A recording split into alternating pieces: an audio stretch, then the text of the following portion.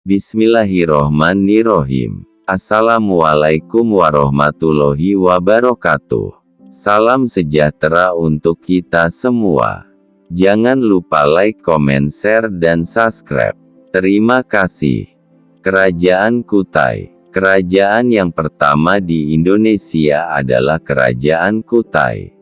Kerajaan ini diperkirakan terletak di daerah Muara Kaman tepi Sungai Mahakam, Kalimantan Timur. Sungai Mahakam sangat besar dan mempunyai beberapa anak sungai, sehingga sangat strategis posisi kerajaan ini untuk perekonomian. Untuk mengetahui perkembangan Kerajaan Kutai memerlukan beberapa sumber, salah satunya dari prasasti yang disebut Yupa.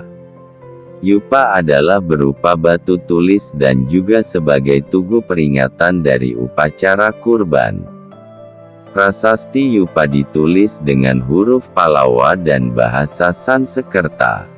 Para ahli dengan melihat hurufnya berpendapat Yupa ini dibuat sekitar abad ke-5 M. Dalam prasasti Yupa terdapat informasi penting berupa silsilah Raja Kutai. Diterangkan bahwa Kudungga mempunyai putra bernama Aswawarman. Raja Aswawarman dikatakan seperti Dewa Ansuman, Dewa Matahari. Aswawarman mempunyai 3 anak, tetapi yang terkenal adalah Mulawarman. Pada masa pemerintahan Mulawarman dikatakan zaman keemasan dan sebagai raja yang terbesar di Kutai. Raja ini sangat dermawan dan dekat dengan kaum Brahmana dan rakyat. Ia memeluk agama Hindu Siwa yang setia. Mulawarman mengadakan kurban emas dan 20.000 ekor lembu untuk para Brahmana. Sebagai ucapan terima kasih, para Brahmana mendirikan Yupa.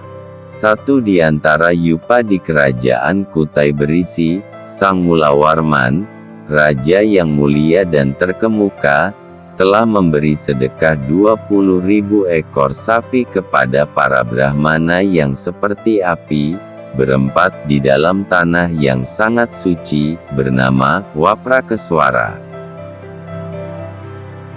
Kerajaan Mataram kuno. Kerajaan ini berdiri pada pertengahan abad ke-8 di Jawa bagian tengah.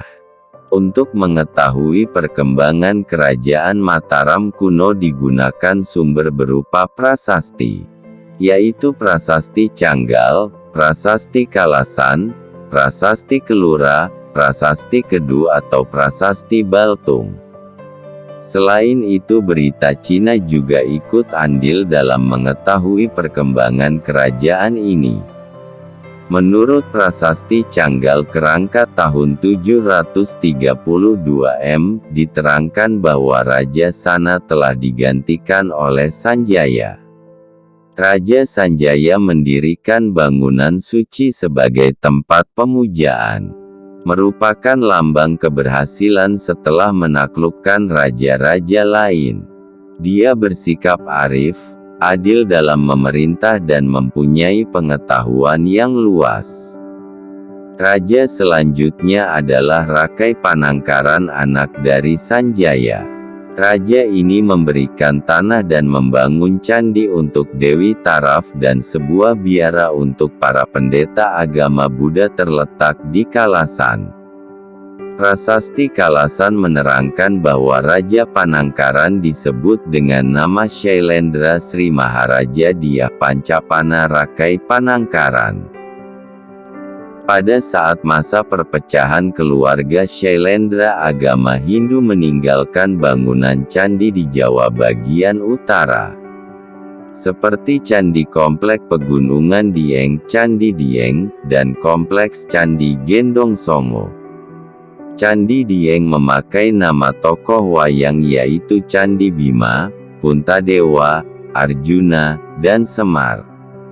Sementara yang beragama Buddha meninggalkan candi seperti Candi Ngawen, Mendut, Pawon dan Borobudur.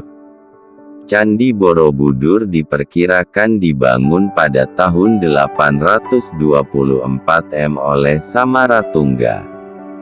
Perpecahan itu tidak berlangsung lama. Dinasti Shailendra bersatu kembali dan di bawah pimpinan Raja Pikatan. Setelah Samaratungga wafat, anaknya dengan Dewi Taraf bernama Balaputradewa menentang terhadap Pikatan. Balaputradewa membuat benteng Candi Boko di sebelah selatan Prambanan. Dia terdesak lalu melarikan diri ke Sumatera dan menjadi raja di Kerajaan Sriwijaya. Pada tahun 856 Rakai Pikatan turun tahta dan digantikan oleh Kayuwangi atau Dyah Lokapala. Selanjutnya Kayuwangi digantikan oleh Dyah Balitung tahun 898 sampai 911 M. Dia membangun Candi Prambanan sebagai candi yang anggun dan megah. Setelah Baitung berakhir, Kerajaan Mataram kuno mulai mengalami kemunduran. Raja setelah Balitung adalah Daksa, Tulodong, dan Wawa. Penyebab kemunduran yaitu bencana alam dan ancaman dari musuh Kerajaan Sriwijaya. Kerajaan Sriwijaya. Sriwijaya saat abad ke-7 adalah kerajaan yang kecil tetapi berkembang. Ada yang berpendapat bahwa pusat kerajaan Sriwijaya di Palembang, ada yang berpendapat di Jambi, bahkan ada yang berpendapat di luar Indonesia. Akan tetapi banyak para ahli berpendapat pusat kerajaan di Palembang dekat pantai dan di tepi Sungai Musi. Ketika pusat kerajaan Sriwijaya di Palembang mulai menunjukkan kemunduran, Sriwijaya pindah ke Jambi. Perkembangan kerajaan mulai berkembang abad ke-7 saat raja disebut dengan Dapuntahiang.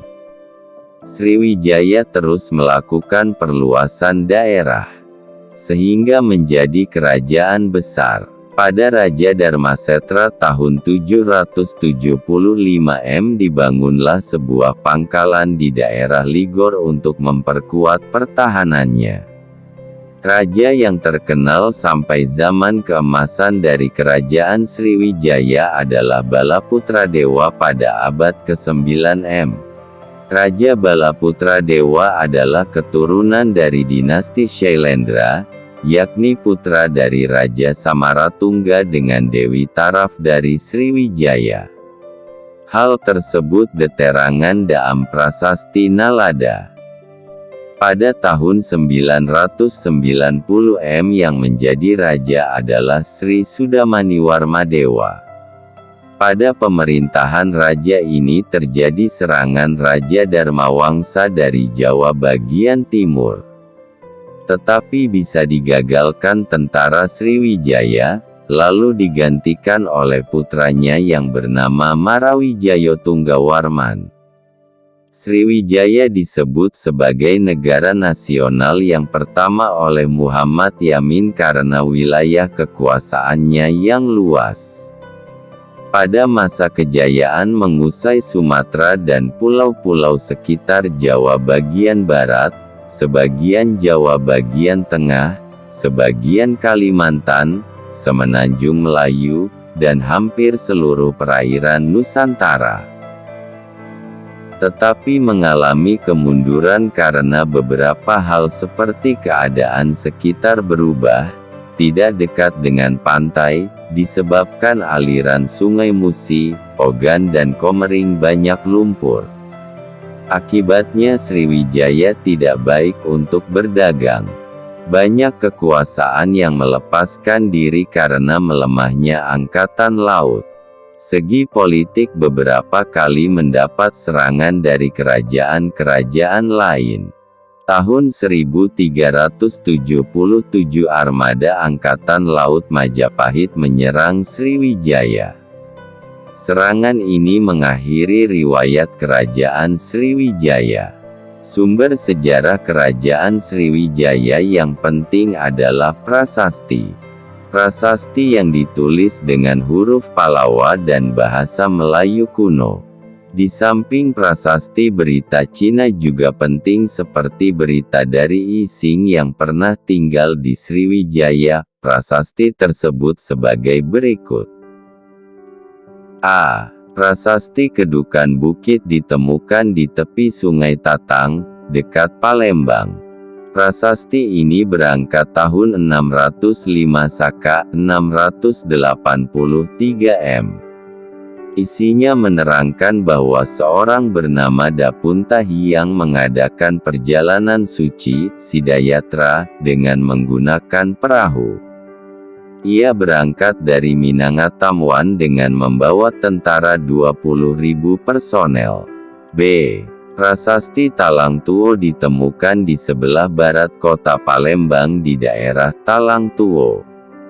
Prasasti yang berangka 606 Saka 684 M.